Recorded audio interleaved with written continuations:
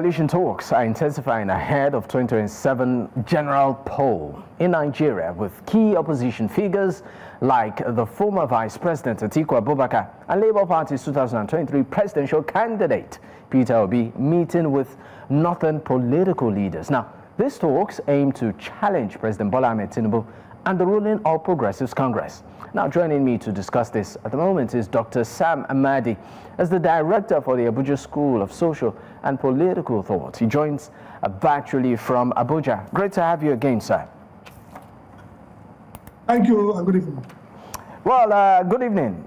I mean, for what we are seeing right now, politicians running helter-skelter, permutating and, of course, trying to sort of form alliances ahead of the 2027 elections. This is not new for many Nigerians who, of course, follow the political wave and scenarios. But do you think that this particular one is different in any way? Well, there are similarities, like I said. We've seen political alliances work, didn't work. We've seen the First Republic. We've seen with OPGA, with NNA, National Alliance, with MPC and NCC, and so on and so forth. We've seen the Second Republic with the PPA, People Progressive Alliance, that didn't quite take off properly, and the PPP, People Progressive Party, that didn't also work.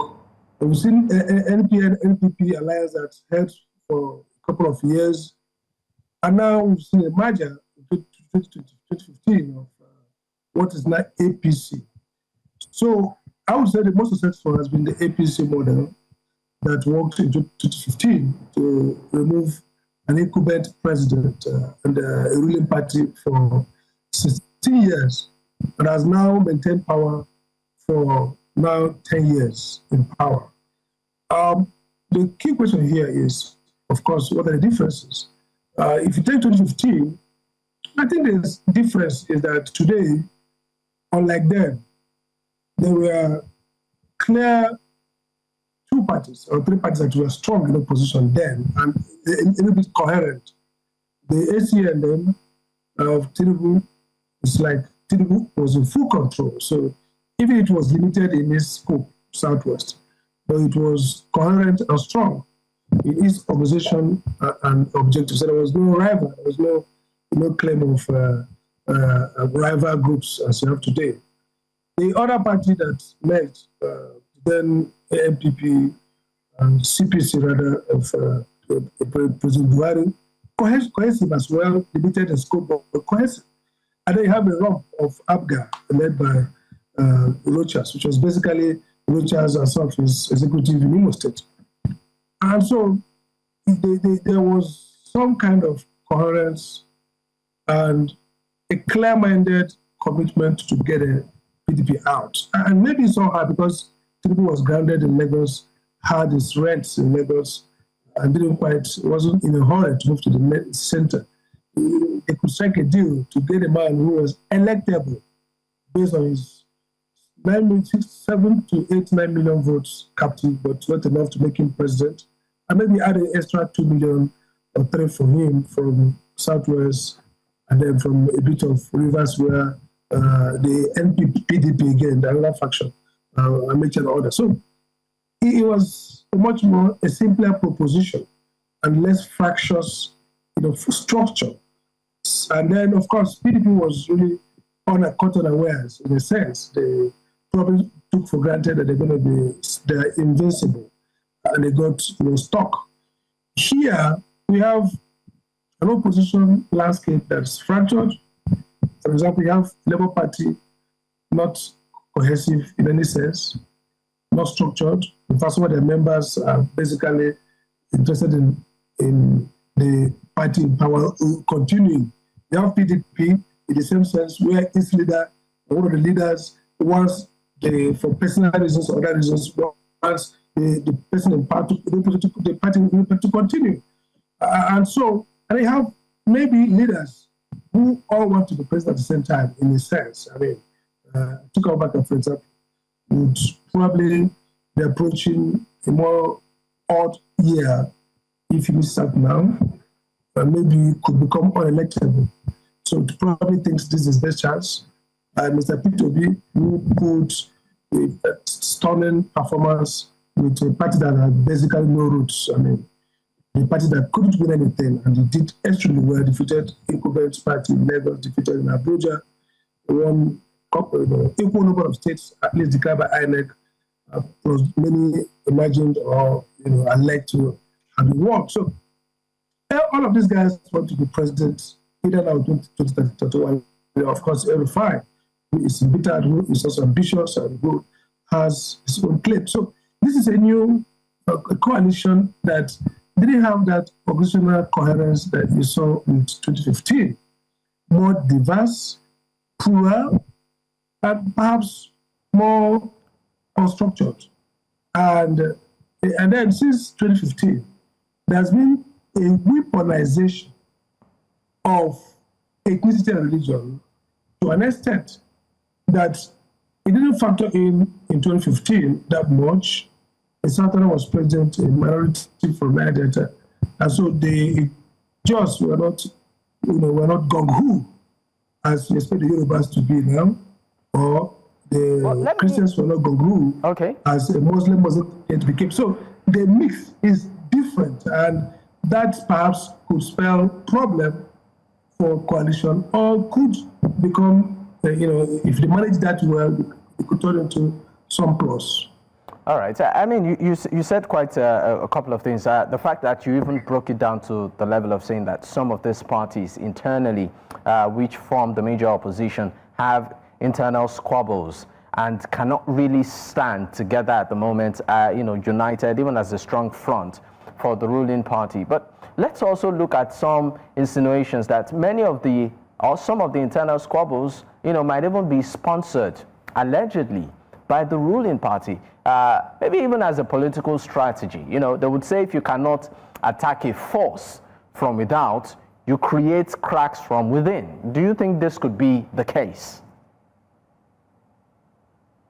The chieftains of the ruling party have said with credibility, that they don't take responsibility for this crisis, even if they profiteer through it, even if they kind of instigate it, even if they play a game to perpetuate the crisis. Because they said, we would like everybody to come to our party.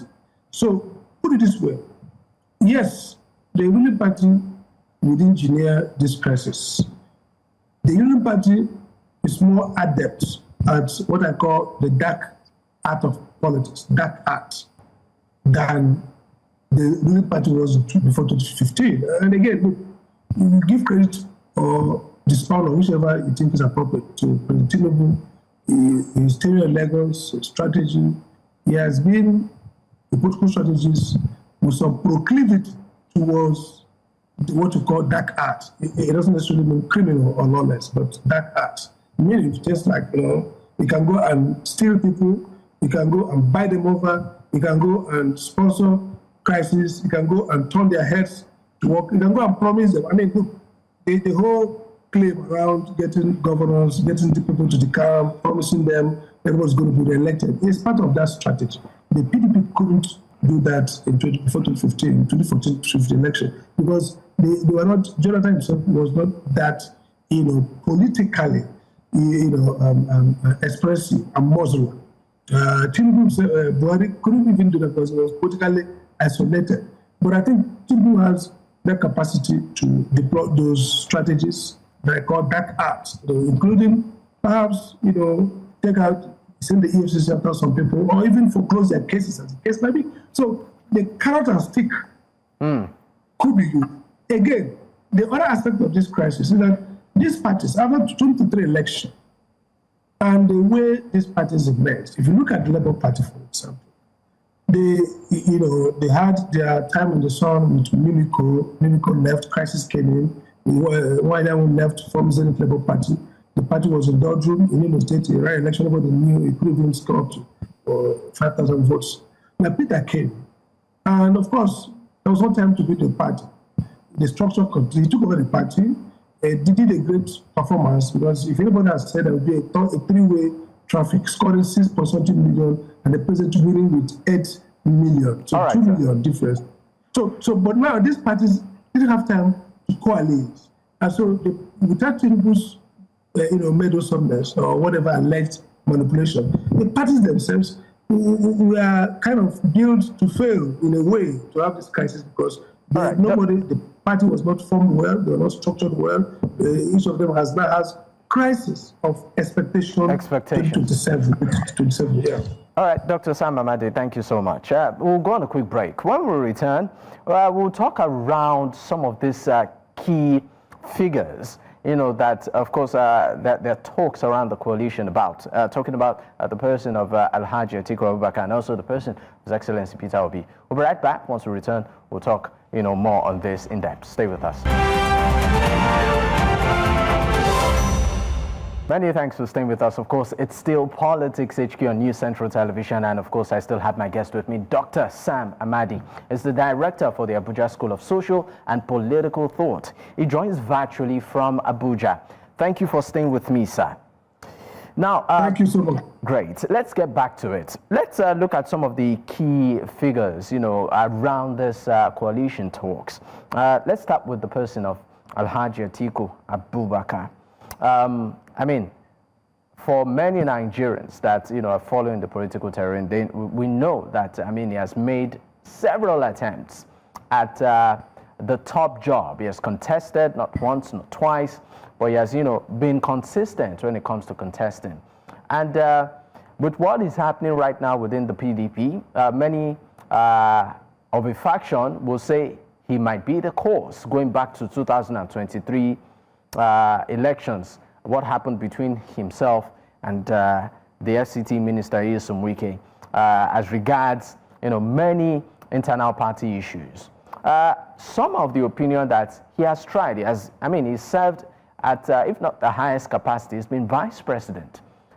Some are saying, why don't you just step aside and maybe be a mentor or nominate somebody else, right? So I'm just going to ask you a plain question. I believe it's also in the mind of many Nigerians. Do you think Alhaji Atiku Abubakar should come out again, and run for this office, even though constitutionally is eligible? I think that's a direct question. Perhaps I give a direct answer. In my own opinion, I think it would be better if Alhaji Atiku Abubakar steps back and endorses someone else, younger perhaps, who he trusts, who can deliver. But this is better said than done, because ambition, what it is, as Shakespeare said, she's made of standard stuff. So the nature of ambition is that, of course, there have been presidents in the world, in history, who have tried 3 times, 4 times, and never made it. In Africa, Senegal, one day of Senegal did about 3 times as president. Buhari failed about 2 or 3 times.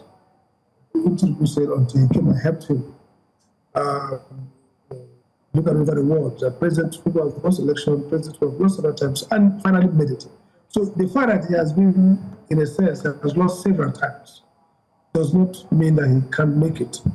But there are issues here. One is there is a certain narrative that is not too favorable to him, especially among the younger voting population, who perhaps thinks he represents more authentically the old order. If my memory serves me well, I think that even at the time point that Abiola was president, Abiola was somewhat part of the mix for that presidency.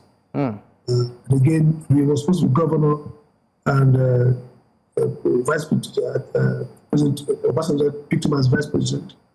He actually should have been a governor. And then he went to run for president. Obasanjo's second time, he was asked to step. Allow Obasanjo, he didn't go, and that became his big problem. Obasanjo stood against him subsequently, and even attempt was made to remove him from that office, which went to the Supreme Court, and Article 1. Again, we saw his battle in 2015 with Jonathan. Perhaps if he stayed back, Jonathan, maybe in 2011, who knows, 2018, 2019, or 2015, Jonathan would have been, whatever. So I think that missteps. But again, it comes with great profile. He has large following, and people who believe in Atiku. I mean, in a sense, it's like people are running for the presidency through Atiku. So it becomes like a proxy for some people who basically want Atiku in. But if you ask me, maybe he could still win, he could still be the candidate, but maybe many people, younger people, think that perhaps his best role now would be to mentor someone into the presidency, someone credible, capable, and then he will have more like a senior advisor role, even if it's honorary. Okay, let me move away from Alhaji Atiku Abubakar and come to Peter Obi. Some of the opinion, I mean, even the Senate president did voice it, saying that, look, he needs, he needs to be more involved in resolving his party's internal crisis, you know, if he wants to be the president. This is me just paraphrasing what the Senate president, trying to echo what he did say, saying that, you know, a man that cannot solve the internal crisis of his party wanted to run for the top job. Is there any credibility to that statement, number one? And then number two, Peter Obi himself, do you think that he should, given what is happening within the Labour Party, even though he has reaffirmed his commitment to the party and all of that, do you think for the sake of his political future, he should leave the Labour Party to a more stable party? Some very brief questions are asked for brief answers. First, I think there's some credibility to what Senate President says about, look, this is objective. You're going to do a job, an interview. There will be some things in the column of positive. In fact, when the interview will make reference, right, in competition for people who are going to graduate studies abroad, they normally ask you to state all the virtues and maybe say what you think is the weakness of this candidate, of this aspirant to the doctoral program. And I think Mr. Peter has great virtues, but also has a vice or a weakness. Now, and I understand why. Peter Obi is also a minimalist, if I have to describe him. And that means somebody who is on Kumba. It doesn't like it reflects in the way he dresses, the way he carries things, travels with one bag, his dresses very simple. So minimalists like to sketch through problems that are problems, maybe it's not of high priority. Look, I think in Peter's mind, he would think about the problem I'm focused about Nigeria. I don't really care much about this Labour Party. If it's a problem, because in 2023, Peter actually ran de facto as an independent candidate. Yes, the Labour Party was there, but the Labour Party didn't add much. In fact, some people argue that with all the infightings, with all the media movement not mainstreaming well, maybe it's reduced a lot. So he sees himself as somebody whose constituency cuts across party lines. And maybe his own minimalist, mercantilist orientation, the cost-benefit analysis of staying on, digging into this mess that is self-confounded could be less profitable. So he sketches through it, keeps the balance, makes up his mind and says, what, my job is to expand my electoral map. So whether it's Labour or other party, the time is too long. And again, the second question, is the thing about Labour really? It'd be nice that you keep Labour, because I don't see Labour from the structure. I see Labour from the concept of a workers' party. If you look at the Scandinavia, Norwegian, where this model was borrowed, and even in UK, where for the first time the Labour government came in, I think in 1950-something, and created the first social democratic regime in terms of social welfare, Professor Patrice Webb and her husband Sybil Webb and others created this idea. Now, the Labour Party today has not got that NLC traction. And that's why I'm sympathetic to NLC trying to take over the Labour Party and recreate it. Because the Labour Party where lead will live there. So the point I'm making is that maybe Peter should exit. But at the same time, if they're able to resolve the crisis, the Labour Party continuity is a problem. If they're not able to resolve it, I believe that they will leave the party and on that platform also. Okay, thank you so much, Dr. Sam Ahmad. Let me bring Mr. Dr. Rahim Taufik. He's is, of course, a strong voice when it comes to political and social issues. It joins the conversation right now. It's great to have you, sir. Thank you very much, for having me. All right, maybe I should just throw this to you directly. I mean, we are seeing coalitions already in the works, and key, strong political figures in it. We are seeing the likes of Atiku Abubakar, names like Atiku Abubakar, Peter Obi, even El Rufai, the former governor of Kaduna State, you know, all in this mix of a coalition ahead of 2027. Should the APC have sleepless nights? Okay, thank you once again, Dr. for having me, and good evening to our viewers across the globe. Of course, in competition, you don't underrate your competitor, and politics is not an exception. I will not say that APC should not be concerned about the fact that political opposition party in Nigeria, especially the big wings in the reckoning of our politics, meeting to create some kind of alliance. But I really do not see the coalition or alliance actually having the day at the end of the day. And my reason is simple. If you look at the agenda so far about from Atiku, former Vice President of the country, Abubakar Atiku, His Excellency, and His Excellency, the Labour Party in 2023 general election, His Excellency Peter Obi. These are the key figures in the coalition so far. But you could see that the agenda, there is still confusion amidst this coalition agenda. Only a few days back, Peter Obi was reported to have said that he's still going to contest on the platform of the Labour Party. He's creating more confusion than he's trying to even solve. Atiku Abubakar is having serious problem within PDP, which is his primary base. So I still feel that APC is more organized, APC is more active, APC is winning more people into the fold. And this trajectory may continue in the next couple of weeks and couple of months. Of course, but I'm sorry, I need to come in here. You said APC is more organized, active, and they are bringing more people into the fold. Yes. But does defection really signal victory for the All Progressives Congress? Because it could also be, according to some political analysts, a strategy to destabilize the party. These people can be planted there as moles who, when it's time for election, they show their true color. Yeah, well, that's another side of the coin. But I can assure you that out of 100 defectors, 80 of them may truly work for APC. Based on historical evidence, it is not all of them truly that will eventually work towards the victory of the president, His Excellency Bola Tinubu, in 2027. But you can see that the political calculation so far is in favor of the president. One, based on some of the scientific performance he has demonstrated so far.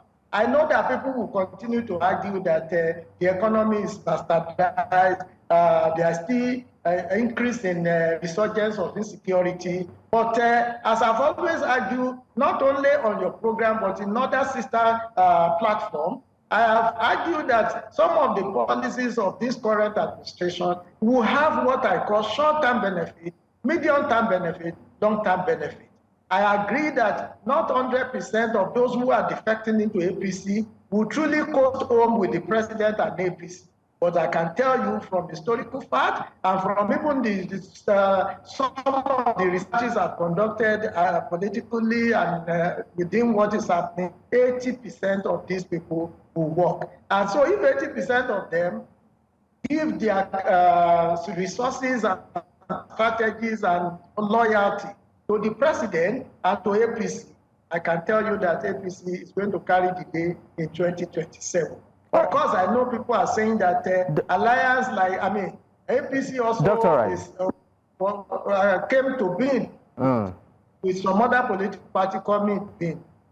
But the story then is completely different from what we are having. PDP, as I've argued before, and likewise all other opposition parties, they are in sleeping mode. It's just in the last 2-3 weeks that they are trying to wake up. When Dr. Rahim, can you hear me? I think we lost a bit of connection with you there.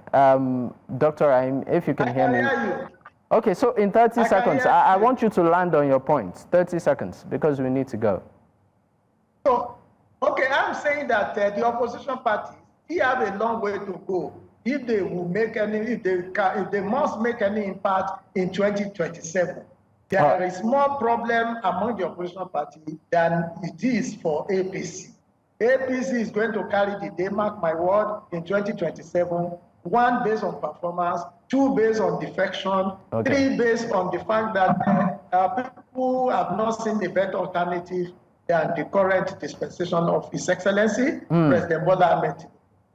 All right.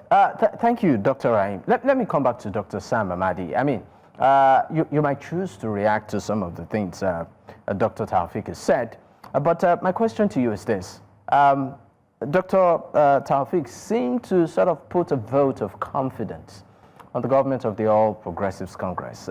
He inferred through his assertions. But I want to ask you a direct question, and I would, of course, take your response once we return. Has the ruling party really shown capacity in handling this country? I think I'll get your response once we return. We'll be right back. Many thanks for staying with us. It's still Politics HQ on News Central Television, and I still have my guest with me. Dr. Sam Ahmad is the director of the Abuja School of Social and Political Thought. He joins virtually from Abuja. I also have Dr. Rahim Taufik, is of course a political strategist. He also joins virtually. Gentlemen, thank you for your time. Thank you. All right, let me come back to you, Dr. Sam. I asked you a question before we went on that break. I said, has the ruling party, the All Progressives Congress, has it truly shown capacity to Nigerians when it comes to running the country? Well, first, it depends on the benchmark you use. Okay, maybe I should be very specific, from economy to security to standard of living to even governance itself. Absolutely. So for me, no, they have not. Again, when the Tinubu administration came to power, I made a good faith observation. Mr. President left office like 16 to 20 years ago. Since then, he has been playing politics in Lagos, lucky to have a good revenue stream in Lagos.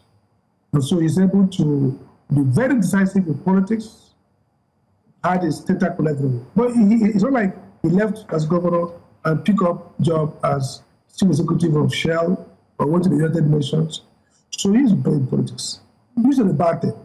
He's qualified to be president. And then the people he has put in this government, at least 80% of them, were people who worked with him in Lagos 20 years ago or more as commissioners, as ACs. Many of them, more than half of them, did not improve afterwards. So there's a personnel problem here. I look at the profile, there are people I know very well. So you are SA about 2 decades ago. After that, you've been in Lagos. Lagos is a big place. Lagos can keep you busy, making money. But you've never gone higher to handle something as complex as the federal government. And the result of this lack of capacity is shown in the policy choices and the outcome. Take, for example, national security. Yesterday, we just had a bomb at the military barracks in Abuja. That's long ago at the beginning of Boko Haram. So after about 8-10 years after Boko Haram, we're still getting those things. Think about all and not just for the past 10 years of the APC government, we've seen no marked improvement in security. In fact, getting worse. Whether it's in the southwest with a different kind of security concern, in the southeast, in the north central, in the far north. So I think that's really a feeling great for me. The economy, yes. I was at the University of Abuja with one Central Bank Governor Professor. And we're talking about the fact that, yes, that Tinubu almost got a bankrupt economy when he came to power, which is true, and also APC failing. But I tell them, I said, look, the policy interventions, instead of a float, full float, where you just allow the naira to plunge, you could have done a managed float, so that you build up and gradually, the currency maybe move to 200, 300, stabilizes, because you're not an exporting country. And so if you float in the way we have done to 1,600 at a point, maybe 800, the devaluation is going to favor you. And that's why you're having spiral of inflation. So in economic terms, I think they've not performed well. I think perhaps, yes, they have done, maybe some of the policies they have advanced. The argument they make, and this argument everybody does, in the long term, it will be better. But like the great economist said, the problem with the long term, all of us are dead. So it's difficult when we project a long-term impact of the policy. It's difficult to know. You have to wait for the long term. And by the long term, it's already too late. Again, if you look at governance itself, think around poverty, around the issue of corruption. Now, corruption has increased. Because why? Because the same error that Buhari did, you stack your government with people who are manifestly corrupt. Persons which your own EFCC have cases in court. So just look at the federal executive. Look at, it didn't take how many months before we had a major one with Homeland Security, Minister of, what do you call it, emergency and order, with the woman who was found guilty. All right. The Minister of Humanitarian Service. So the point is this, and I agree with my colleague who said, analyst who said that maybe the coalition, but look at the problem with these so-called defections. Take Delta. You see, the argument is that people think that people in power, governors, control votes. That's not true, except by rigging. In Delta, the Delta governor, former governor who has decamped, was vice presidential candidate and the governor of the state. And P2B defeated him squarely. In Edo, the governor of Baseke, my friend, worked for PDP. And P2B won him. So the point I'm making is that, yes, defections, and I agree with him, many of them work for Tinubu. But the point is that Nigerians can say a wrong of Nigerian youths and Nigerian people who don't give a damn about these big names that are not credible. And that's why I say the biggest challenge and what is going to work in favor of Tinubu is the electoral system. If we have a free finish, he may win. I'm not saying, I've not done the mathematics where he will. Dr. Amadi. Dr. Amadi, the confidence is too much. You've made a couple of points. I think I should just give Dr. Taufik, some time to maybe respond to some of the things you said. But I would also ask him specifically, picking from what you have highlighted. You said the current administration of President Bola Tinubu seems to have, in terms of competence, a cabinet deficit in that area. A crop of the people he has in his if I got you correctly, a crop of the people he has in his cabinet might not, in terms of level of competence, be up to par, with the expectations of maybe Mr. President or even Nigerians. Let's, put it that way. Okay, so I want to believe I got you correctly on that. So I would like Dr. Taufik to speak on that. Do you think that Mr. President, even though he came up, he said he has a sort of review mechanism from time to time to ensure performance. Do you think Mr. President is surrounded with competent individuals in his cabinet? Okay, thank you for, that's a very important question you have equally asked. You see, he seems to align with Dr.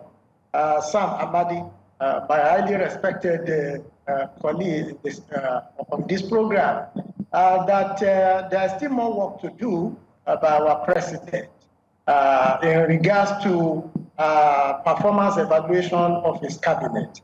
And I think also that the president is fully aware of this. That was why at the very near beginning of his administration, he created an office headed by Mrs. Ajia Adiza Usman, who was shadowed with the responsibility of looking at the tasks given to each of the appointees of the president and evaluating their performance against the target that has been given to them. I don't think it's right to put all the appointees of the president in one basket as non-performing. No, and that is also common even in organizations that many of us have run. In every organization, you will have top-notch performer, you will have intermediate performer, you will have those that you definitely have to offload from your cabinet or from your management or from your company in order to achieve the vision and the mission that has been set out. The Renew Hope agenda cannot be achieved without having the right people supporting the president. The president has given mandates to different ministers, different directors, MDA, and all that. If you look at each of these ministries, you will see high performer among those ministers. Look at the Minister of FCT, His Excellency Yosu Uweke. There is nobody. Both your analysts, myself and Dr. Sam Ahmad, we are here in Abuja. Personally, I've been here in Abuja for 32 years, from where I've crisscrossed the entire world. To God be the glory for days. And I have seen how Abuja started and how Abuja evolved, how we were on the path of progress before about 20 years or thereabout when that progress was cut off.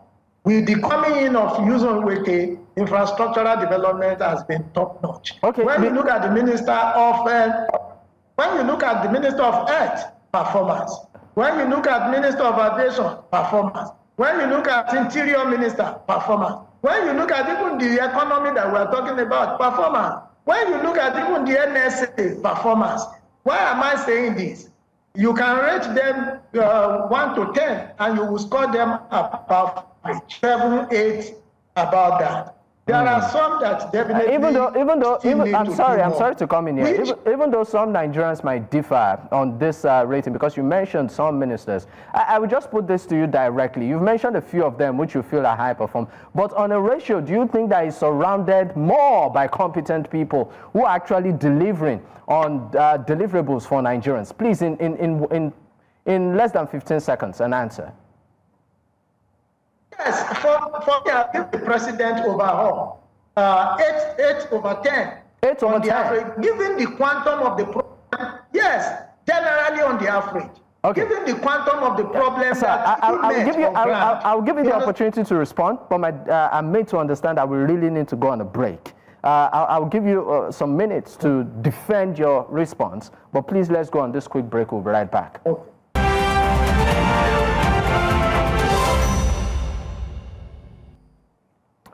Many thanks for staying with us. It's still Politics HQ on News Central Television. And of course, I still have my guest with me. We're at the final minutes of the program.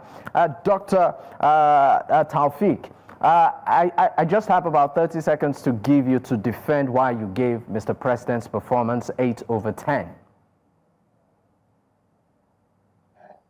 2 factors. One, the depth of the problem that he inherited. It is like if he were to have started his administration from the ground, he would have continued to build on whatever has been available in different sectors. But imagine that the problem he inherited was like down below. He will first of all have to bring us to the ground level, which we call from substructure to ground level, before he will start building.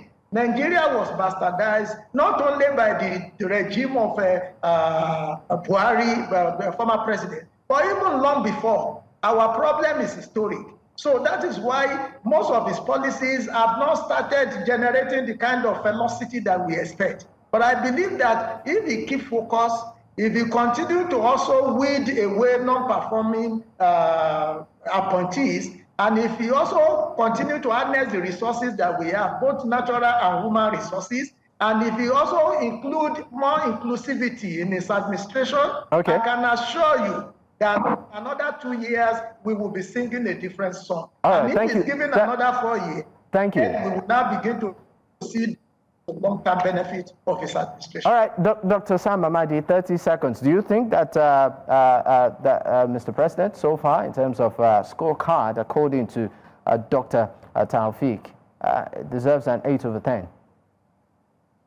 8 over 10 is unusually great. It's unusually high, even for Lekwayu. But look, I think there are obviously some of the cabinet members who are good. I mean, you mentioned health is good. I think so far, my friend Kiamo is trying. I think it depends on what you're looking at, the FCT minister, if you're looking at bridges, or you're looking at the concept of the city in terms of, look, here in the FCT, some places have no light, basic infrastructure for social. What's the character of FCT? Investment in education, teachers are still on strike in FCT, so I don't give them a passing grade. I think, look, this is a problem. People think that the government is defined by the ministers. No, the government is defined by White House, villa staffers, SAs, chief of staffs. Those are people who manage the president. The basic system of government is, the president is the executive branch. Chapter 5 says executive power, section 5 of the Constitution, executive power is in the president, who can deliver it by minister, by anybody, by himself, by advice. So how I assess the cabinet is, first, I assess the SAs, the quality of chief of staff, SAs, and look at power. It's failing.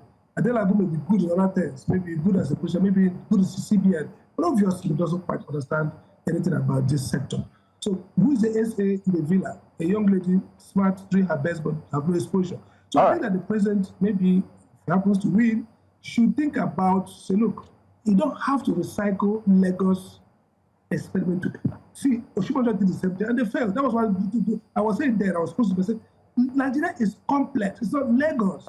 You just have to get the bright and the best and the brightest. You can't say people you worked 21 days ago and probably they're somewhere around their business, and then you plunge them into very complex federal agencies. So in my view, I think the president has not done very well. He could have done better.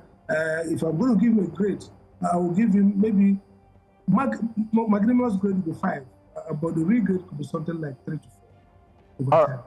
All right, thank you so much, sir. It's been a pleasure having you. Dr. Sam Ahmad, the director of the Abuja School of Social and Political Thought, joining virtually from Abuja, and also Dr. Rahim Taufik, political strategist and analyst. It's been a pleasure, gentlemen. Thank you for your time.